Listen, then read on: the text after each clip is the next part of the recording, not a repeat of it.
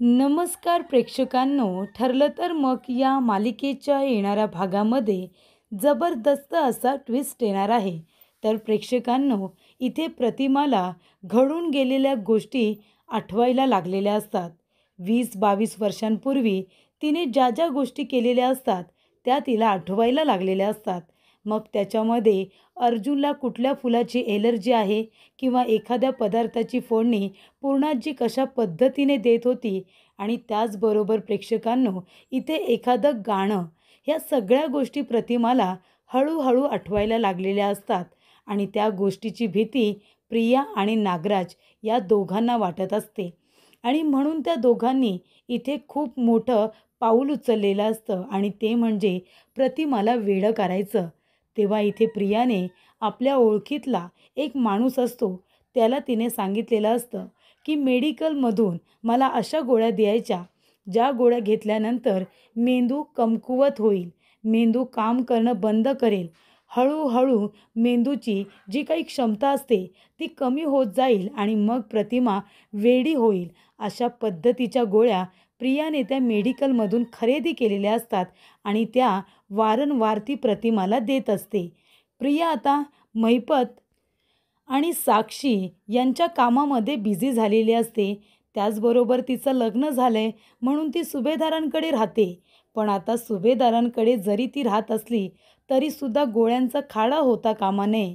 म्हणूनच तिने गोळ्यांची जबाबदारी नागराजला दिलेली असते आणि नागराजला सांगितलेलं असतं की गोळ्या संपल्या की मला सांगायचं, मी मेडिकलमधून त्या गोळ्या मागवून तुम्हाला देणार. पण न विसरता दुधाच्या ग्लासमधून त्या गोळ्या प्रतिमाला न चुकता द्यायच्या. तेव्हा नागराजने त्या गोळ्या घेतलेल्या असतात आणि ज्या गोळ्यांची डब्बी प्रतिमाची दुसरी असते त्या गोळ्या त्यांनी चेंज केलेल्या असतात. म्हणजे डब्बी तीच ठेवलेली असते आणि त्यातल्या गोळ्या बाजूला ठेवून त्या जागी दुसऱ्या गोळ्या ठेवलेल्या असतात, जेणेकरून कुणालाही संशय येऊ नये. पण प्रेक्षकांनो, खोटं शेवटीला खोटं असतं आणि ते काही काळ हे टिकून राहत नाही. एक ना एक दिवस खोटारडेपणा हा समोर येतोच. तसं आता काहीसं घडलेलं असतं. खोटेपणा बाजूला होऊन सत्य समोर आलेलं असतं आणि ते सुद्धा एका डॉक्टरच्या समोर, ते म्हणजे अश्विनच्या. तर प्रेक्षकांनो, इथे अश्विन जेव्हा प्रतिमाला घेऊन जातो तेव्हा त्याच्यासमोर त्या गोळ्यांचा उलगडा होतो. तर प्रेक्षकांनो, येणाऱ्या भागामध्ये जबरदस्त असा ट्विस्ट येणार आहे. तर इथे आता प्रतिमाला घरी घेऊन गेलेल्या अश्विनला तिच्या गोळ्या बघितल्यानंतर त्या गोळ्या बघता क्षणी त्याला कळलेलं असतं की ह्या गोळ्या वेडं होण्याच्या आहेत. मेंदू निकामी होण्याच्या गोळ्या इथे प्रतिमाला दिल्या जात आहेत आणि हे सत्य अश्विनला कळताच त्याने रविराज काकांना सांगितलेलं असतं. त्याने इथे गोळ्यांचा खूप मोठा धमाका रविराज काकांच्या समोर केलेला असतो.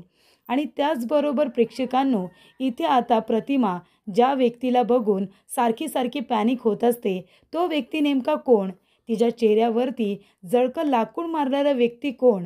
पण आता ती स्वतः त्या माणसाला ओळखणार आहे आणि ते म्हणजे जेव्हा अर्जुन आणि सायली दोघेजण प्रतिमाला बघण्यासाठी घरी जातात तेव्हा अर्जुनच्या फाईलमधून पडलेला तो फोटो जेव्हा प्रतिमा बघते तेव्हा ती 20-22 वर्षांपूर्वीचा खुलासा करते आणि सांगते की तिच्या चेहऱ्यावरती जळकं लाकूड मारणारा दुसरा तिसरा कुणी नसून हा माणूस म्हणजे महिपत शिखरे आहे. या गोष्टीचा उलगडा तिने अर्जुन आणि रविराज काका यांच्यासमोर केलेला असतो. तर प्रेक्षकांनो, येणाऱ्या भागामध्ये जबरदस्त अशा गोष्टी घडत जाणार आहेत. त्या कशा पद्धतीने घडत जाणार आहेत आपण सविस्तरपणे बघूया. प्रेक्षकांनो, इथे अर्जुनने आपल्या कुटुंबियांना सगळ्यांनाच बोलावलेलं असतं. कारण इथे आता अंतिम दिवस असतो, त्यामुळे इथे कोर्टातला या केसचा अंतिम दिवस असल्यामुळे त्याला सुभेदार किल्लेदार आपले सगळे फॅमिली मेंबर हवे असतात. तेव्हा त्यांनी रविराज काकांना सांगितलेलं असतं की मला प्रतिमा आत्यासुद्धा हवे. नागराज काका, सुमन काकी, तुम्ही सगळेजणच या. तेव्हा प्रतिमासुद्धा आवडीने कोर्टामध्ये गेलेली असते आणि मग कोर्टामध्ये जात असताना बाहेरच प्रतिमाचं लक्ष महिपतकडे जातं. महिपत साक्षीबरोबर कोर्टामध्ये जात असताना इथे प्रतिमा महिपतला बघते, पण तिच्या तोंडातून आवाजसुद्धा बाहेर येत नाही, तिच्या घशातून एक शब्दसुद्धा फुटत नाही. ती फक्त महिपतला बघते आणि 22 वर्षांपूर्वी कशा पद्धतीने तिचा अपघात झाला होता आणि तिच्या चेहऱ्यावरती ते जळकं लाकूड मारण्यात आलं होतं. हे सगळं आता प्रतिमाला आठवतं आणि मग महिपत तिच्या बाजूने सरळ कोर्टामध्ये निघून जातो आणि प्रतिमा तिथेच आता पॅनिक होऊन चक्कर येऊन पडलेली असते. काय बोलावं, काय बोलावं नाही, तिला काहीसुद्धा कळत नाही प्रेक्षकांनो. तेव्हा सगळे कुटुंबीय तिच्या आजूबाजूला येतात आणि म्हणतात की "काय झालं प्रतिमा आत्या? तू कुणाला बघितलंस का? तू का इतकी घाबरलीस?" सगळेजण विचारत असतात. पण प्रेक्षकांनो, प्रतिमा इथे जे काही बोलत असते किंवा जे बोलण्याचा प्रयत्न करत असते, आपण बघितलं कुणाला काही कळत नाही. तेव्हा अश्विन म्हणतो की "तुम्ही सगळेजण एक काम करा, आजची तारीख महत्त्वाची आहे, शेवटचा दिवस आहे. तुम्ही सगळेजण आता कोर्टामध्ये जा. कारण प्रतिमा आत्याला एका डॉक्टरची गरज आहे आणि मी डॉक्टर आहे. मी प्रतिमा आत्याबरोबर जातो." त्यामुळे प्रेक्षकांनो, इथे अश्विन प्रतिमाला घेऊन घरी आलेला असतो आणि मग अश्विन प्रतिमाला घरी घेऊन येतो. तिचा व्यवस्थित चेकअप वगैरे करतो. तिला पाणी प्यायला देतो आणि त्यानंतरला तिला गोळी देतो आणि म्हणतो की "थोडा वेळ तू आराम कर आणि थोड्या वेळानंतर तुला काहीतरी खायचं आहे आणि मग तुझ्या दुपारच्या ज्या काही गोळ्या आहेत त्या मी तुला देणार आहे." असं अश्विन प्रतिमाला सांगतो. तेव्हा थोडा वेळ प्रतिमा आराम करते. अश्विन व्यवस्थित तिची काळजी घेत असतो. सुमनने जाताना जे काही बनवलेलं असतं स्वयंपाकामध्ये ते आता तो गरम करतो आणि प्रतिमाला खायलासुद्धा देतो आणि त्यानंतर अश्विन प्रतिमाच्या गोळ्या द्यायला जातो. तेव्हा प्रेक्षकांनो, इथे आता प्रतिमाच्या गोळ्या या जेव्हा अश्विन बघत असतो तेव्हा त्या गोळ्यांची नावं तो वाचतो. त्याआधी तो एकदा प्रियालासुद्धा म्हणालेला असतो की प्रतिमा आत्याची ट्रीटमेंट इतक्या चांगल्या डॉक्टरकडे व्यवस्थित चालू आहे. त्या डॉक्टरचा कितीतरी लोकांना फायदा झाला आहे. पण इथे प्रतिमा आत्याला हे कसले भास होत आहेत, म्हणजे गोळ्या वगैरे ती व्यवस्थित घेते आहे ना, कारण त्या गोळ्यांचा चांगला असर झाला पाहिजे, वाईट नाही. म्हणून त्या गोळ्या मला बघायच्या आहेत. तेव्हा प्रियाने किती वेळा तरी टाळाटाळ केलेली असते. त्या गोळ्या अश्विनला बघू दिलेल्या नसतात. पण फायनली तो दिवस आलेला असतो. नियतीच्या मनामध्ये असतं की प्रतिमाने व्यवस्थित बरं झालं पाहिजे. तिच्या ज्या काही या गोळ्या बदलल्यात त्या कुठल्यातरी व्यक्तीच्या समोर आल्या पाहिजे आणि ती व्यक्ती दुसरी तिसरी कोणी नसून अश्विन हा एक डॉक्टर आहे आणि त्याच्याच हातामध्ये त्या गोळ्या आलेल्या असतात. तेव्हा अश्विन त्या गोळ्यांची नावं चेक करतो. त्या गोळ्या तो व्यवस्थित बघत असतो. आता डॉक्टर असल्यामुळे त्याला गोळ्यांमधले फरक कळत असतात आणि त्यामुळे प्रेक्षकांनो, इथे अश्विन त्या गोळ्या जेव्हा बघतो तेव्हा त्याला कळतं की ह्या गोळ्या तर वेगळ्या आहेत. तो इथे नेटवरती सर्च करतो.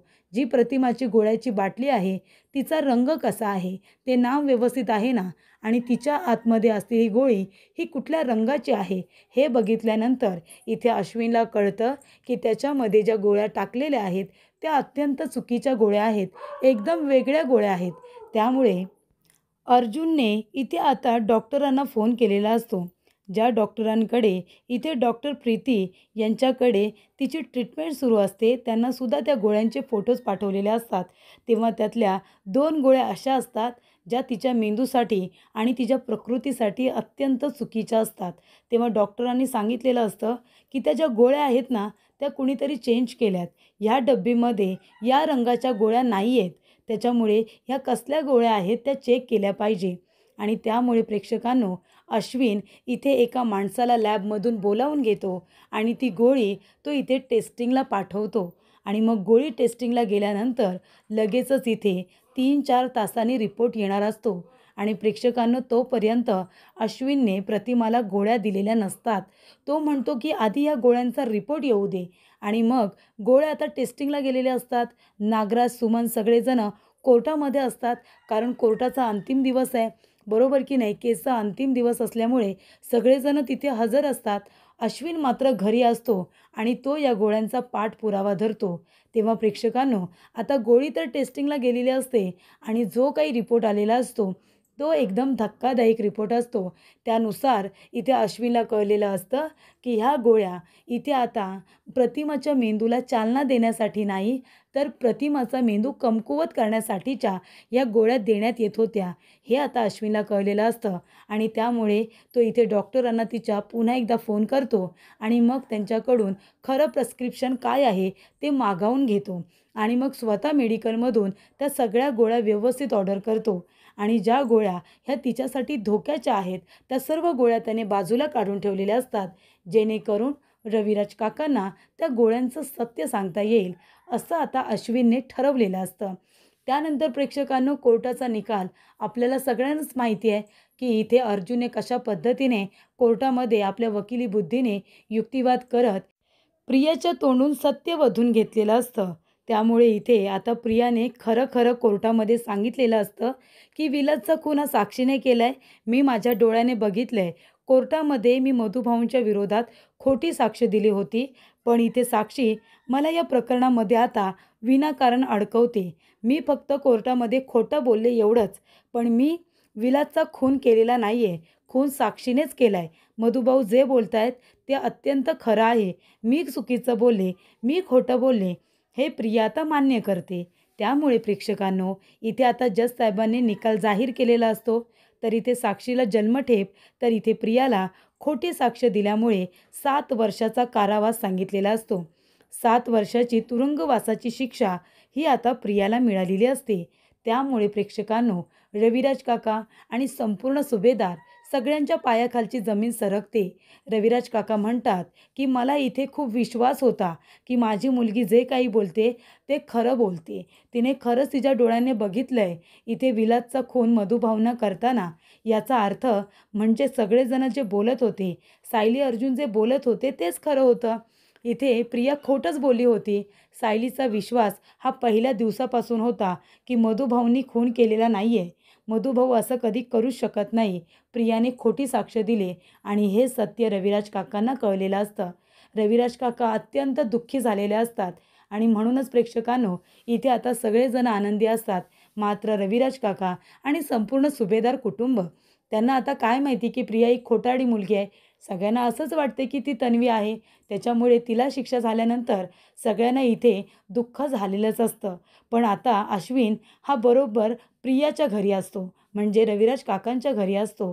तेव्हा इथे घरी जात असताना अर्जुन आणि सायली म्हणतात की आम्ही सिनियर बरोबर घरी जातोय, प्रतिमा आत्याला बघतो आणि अश्विनला आम्ही स्वतः घरी घेऊन येतो, असं अर्जुनने ठरवलेलं असतं. त्यामुळे रविराज काकांची अर्जुन समजूत काढत असतो. तेव्हा रविराज काका म्हणतात की अर्जुन, सायली तुम्ही बरोबर होता. मधुभाऊसारखा माणूस कुणाचा खून करू शकत नाही. पण माझ्या मुलीवरती अत्यंत आंधळा विश्वास होता. असं वाटत होतं कदाचित ती खरं बोलत असेल, पण शेवटीला ती खोटंच बोलली. आत्तापर्यंत इतके खोटं बोलली आहे ना, पण हे खोटं पचवणं मला खूपच जास्त जड जातं आहे. आणि खरंच मी तुझी माफी मागतो की मी तुला इथे ऑल द बेस्ट केलं नव्हतं, कारण माझ्या मुलीवरती खूपच जास्त विश्वास होता. त्यानंतर प्रेक्षकांनो, अर्जुन म्हणतो सिनियर जास्त विचार करू नकोस. आम्ही सुद्धा प्रतिमा आत्याला बघायलाच येतो आणि मग अश्विनला सुद्धा हे सांगावं लागेल. त्याला व्यवस्थित सांगून घरी घेऊन जातो. तेव्हा इथे अर्जुन, सायली, रविराज काका आता त्यांच्या घरी आलेले असतात किल्लेदारांच्या. तेव्हा तिथे आल्यानंतर इथे अश्विन पहिला धमाका करतो. ते म्हणजे रविराज काकांना म्हणतो की अरे काका, तुला माहिती आहे का ह्या गोळ्या कोण देते आत्याला? अरे ह्या गोळ्या आहेत ना, त्या वेडं होण्याच्या गोळ्या आहेत. या अत्यंत चुकीच्या गोळ्या आहेत. हे बघ, ह्या ज्या गोळ्या लिहून दिल्यात ना डॉक्टरांनी, ह्या प्रतिमा आत्याच्या खऱ्या गोळ्या आहेत. कळतंय का तुला? तेव्हा इथे आता रविराज काका थोड्या वेळासाठी प्रियाला विसरून जातात आणि म्हणतात काय, प्रतिमाला कुणीतरी वेडं होण्याच्या गोळ्या देते, पण कोण? तेव्हा प्रेक्षकांनो, इथे आता रविराज काका म्हणतात पण प्रतिमाच्या गोळ्या तर प्रत्येक वेळेला तन्वी ऑर्डर करायची. ती म्हणायची की मी आईच्या गोळ्या ऑर्डर करेन. याचा अर्थ इथे सुद्धा तिने प्रतिमाला वेडं करण्याचा प्रयत्न केला होता का? नाही, ती करूच शकते. म्हणजे प्रतिमा तिला काही चांगले सल्ले द्यायची आणि ती सायली जास्त करायची. म्हणून इथे तन्वीला प्रतिमाचा खूप राग येत होता आणि म्हणूनच कदाचित तिने तिच्या गोळ्या बदलल्या असतील. तेव्हा अश्विन म्हणतो पण तन्वी असं का करेल काका? ती असं करू शकणार नाही आहे. तेव्हा इथे रविराज काका म्हणतात नाही रे, ती काहीही करू शकते. तुला माहिती नाही आहे कोर्टात आज काय झालं आहे? आत्तापर्यंत आपल्या तन्वीवरती खूप विश्वास होता ना, पण तिने कोर्टामध्ये मधुभाऊंच्या विरोधात खोटी साक्ष दिली होती. मधुभाऊंनी विलासचा खून केलेला नाही आहे, तर साक्षीनेच विलासचा खून केला आहे आणि आज हे स्वतः प्रियाने स्वतःच्या तोंडाने कबूल केलं आहे आणि त्यासाठी ती जेलमध्ये सुद्धा गेली. तेव्हा अश्विनला खूप मोठा धक्का बसतो. अश्विन म्हणतो काय? तन्वी जेलमध्ये गेले? तेव्हा इथे अर्जुन म्हणतो हे बघ अश्विन, तू शांत हो. तेव्हा इथे आता अर्जुन आपल्या हातातील फाईल तिथे ठेवतो आणि अश्विनला समजावत असतो. तेव्हा प्रेक्षकांनो अश्विनला तर टेन्शन येणारच, कारण शेवटीला ती त्याची बायको आहे. तेव्हा अश्विन म्हणतो, तन्वी असं नाही करू शकत. तेव्हा अर्जुन म्हणतो, अश्विन प्लीज तू शांत हो. अरे तिने स्वतःच्या तोंडाने कबूल केलंय की तिने खोटी साक्ष दिली होती. जेव्हा इथे साक्षीने सगळा आळ प्रियावरती टाकला ना, तेव्हा प्रिया खरं बोलली. नाहीतर तोपर्यंत तिच्या तोंडातून एक शब्दसुद्धा बाहेर पडला नव्हता. पण साक्षीने स्टेटमेंट दिलं होतं की इथे विलासचा खून प्रियाने केला. तेव्हा इथे प्रिया खरं बोलली. कळतंय का तुला? तेव्हा इथे मधुभाऊ निर्दोष आहेत आणि खरं तर साक्षी गुन्हेगार आहे. पण प्रियाने खोटी साक्ष दिल्यामुळे इथे आत्तापर्यंत हा गुन्हा सिद्ध होत नव्हता. पण आता साक्षीला जन्मठेपेची शिक्षा झाली आहे. तर इथे प्रियाला खोटी साक्ष दिल्यामुळे आणि 2 वर्ष कोर्टाची दिशाभूल केल्यामुळे इथे आता तिला 7 वर्षाची इथे तुरुंगवासाची शिक्षा झाली. असं इथे अर्जुन अश्विनला सांगतो. तेव्हा अश्विनला काय बोलावं काही कळत नाही. तो पूर्ण टेन्शनमध्ये येतो. रविराज काकासुद्धा म्हणत असतात की त्याच्यामध्ये बघितलंस, तिने नेहमी आपल्या आईच्या गोळ्या ती ऑर्डर करायची. हा तिचा अट्टहास असायचा. त्याच्यामध्ये तिने ह्या गोळ्यासुद्धा चेंज केल्या असतील. आता माझा त्या मुलीवरती काडी मात्र विश्वास नाही आहे, असं रविराज काका म्हणतात. ती काही करू शकते. तेव्हा नागराचे डोळे मोठे होतात की अश्विन इथे उगाच आला. त्यांनी गोळ्यांचं सत्य शोधून काढलं. बरं झालं माझ्यावरती कुणाला संशय आला नाही. तेव्हा इथे प्रतिमा म्हणत असते की मी जेव्हा ह्या गोळ्या खात नव्हते ना, तेव्हा मी बरी होते. पण जेव्हापासून या गोळ्या मी खायला लागले, तेव्हापासून माझी ही अवस्था झाली. हे सुद्धा ती कबूल करते. त्यामुळे प्रेक्षकांनो, त्या गोळ्या आता रविराज काकांनी इथे डस्टबिनमध्ये फेकून दिलेल्या असतात आणि अश्विनने ज्या गोळ्या ऑर्डर केलेल्या असतात, त्या गोळ्या ते स्वतः आता मी प्रतिमाला देणार, असं त्या म्हणालेल्या असतात. त्यानंतर प्रेक्षकांनो, इथे अर्जुन आपली फाईल उचलतो. त्यातून एक फोटो खाली पडतो. तेव्हा इथे प्रतिमा म्हणते, अर्जुन अरे तुझ्या फाईलमधून हा फोटो खाली पडला. तेव्हा अर्जुन म्हणतो, पूर्णाजी वाट बघत असेल. आता आम्हीसुद्धा निघतो. ठीक आहे सिनियर, मी आणि अश्विन आणि सायली आम्ही तिघेही आता निघतोय. पूर्णाजी आणि ममा वाट बघत असतील. तेव्हा इथे केस मी आता जिंकलोय, तरीसुद्धा एका गोष्टीचं वाईट सगळ्यांनाच वाटते की तन्वी कोर्टामध्ये खोटं बोलली आणि त्यामुळे तिला शिक्षा झाली. तेव्हा प्रतिमा आत्या म्हणते, अर्जुन अरे हा फोटो खाली पडला होता, हा घ्या फोटो. तेव्हा तो फोटो जेव्हा प्रतिमा उचलते आणि अर्जुनला तो देणार, तेवढ्यातच अर्जुन म्हणतो की हा महिपतचा फोटो आहे. आणि तेव्हा तो फोटो प्रतिमा बघते, तेव्हा तिच्या डोळ्यासमोर 20-22 वर्षांपूर्वीचं ती घटना पुन्हा उभी राहते. म्हणजे जो तिचा अपघात झालेला असतो आणि तिच्या चेहऱ्यावरती जे जळकं महिपतने लाकूड मारलेलं असतं, ती सगळी घटना प्रतिमाच्या समोर पुन्हा उभी राहते आणि म्हणते, हा माणूस महिपत आहे. म्हणजे हा आहे का महिपत शिकरे, साक्षीचा बाप? तेव्हा अर्जुन म्हणतो, हो प्रतिमा आत्या, हा महिपत आहे. का गं? तेव्हा इथे सायली आता म्हणते, का प्रतिमा आत्या, या फोटोला बघून तुम्ही इतक्या गंभीर का झालात? का घाबरलात तुम्ही? काय माहिती आहे तुम्हाला या माणसाबद्दल? याने तुम्हाला कधी त्रास दिलाय का? तेव्हा प्रतिमा म्हणते, सायली हाच तो माणूस आहे ज्याने माझ्या चेहऱ्यावरती जळकं लाकूड मारलं होतं. हाच तो माणूस, त्याने माझा चेहरा खराब केला होता, मला मारण्याचा प्रयत्न केला होता आणि आमचा अपघात घडवून आणला होता. तो माणूस हाच आहे, असं आता प्रतिमा म्हणते. त्यानंतर प्रेक्षकांनो, इथे रविराज काका म्हणतात की महिपत शिखरे, तू खरं बोलतेस का प्रतिमा? तुला व्यवस्थित आठवतंय? तेव्हा प्रतिमा म्हणते, अहो मी खरंच बोलते. यालाच तर मी कोर्टामध्ये बघितलं होतं ना. आणि मी रस्ता क्रॉस करताना नाही का चक्कर येऊन पडले होते. तुम्ही तेव्हा नंतर आलात. तोपर्यंत तो माणूस निघून गेला होता गाडी घेऊन. तो हाच माणूस होता. मी बरोबर ओळखलं ह्याला, कारण मला आता स्पष्टपणे दिसतंय की 20-22 वर्षांपूर्वी जेव्हा आपला अपघात घडवला होता, तो याच माणसाने घडून आणला होता आणि हाच तो माणूस आहे ज्याने माझ्या चेहऱ्यावरती लाकूड मारलं होतं. या सगळ्या गोष्टी आता व्यवस्थितरित्या प्रतिमा आता रविराज काकांना आणि अर्जुनला सांगत असते. तेव्हा अर्जुन म्हणतो, म्हणजे महिपत शिकरे हा माणूस आहे ज्याने तुझ्या चेहऱ्याला मारलं होतं आणि तू त्याला अगदी व्यवस्थित ओळखलेस ना? तेव्हा प्रतिमा म्हणते, हो अर्जुन, अरे याला बघूनच मी पॅनिक होते, याला बघूनच मी घाबरते. आणि जेव्हा जेव्हा हा माणूस मला दिसतो, तेव्हा आमचा जेव्हा अपघात घडला होता आणि मी जंगलात पडले होते ना, तेव्हाचा तो क्षण मला लगेच आठवतो. तेव्हा इथे अर्जुन आणि रविराज काका यांना अजून एक गोष्ट इथे कळलेली असते आणि ती म्हणजे जेव्हा त्यांच्या गाडीचा अपघात घडला होता, तेव्हा महिपत शिखरे त्या अपघाताच्या मागे होता. हे सत्य आता रविराज काकांना प्रतिमाकडून कळलेलं असतं. त्यामुळे प्रेक्षकांनो येणाऱ्या भागामध्ये इथे आता अर्जुनने साक्षीची तर वाट लावलीच आहे, पण लवकरच महिपतला सुद्धा त्याच्या या कारस्थानाची शिक्षा मिळवून देणार आहे आणि त्याच्यामध्ये रविराज काका अर्जुनची मदत करत असतात.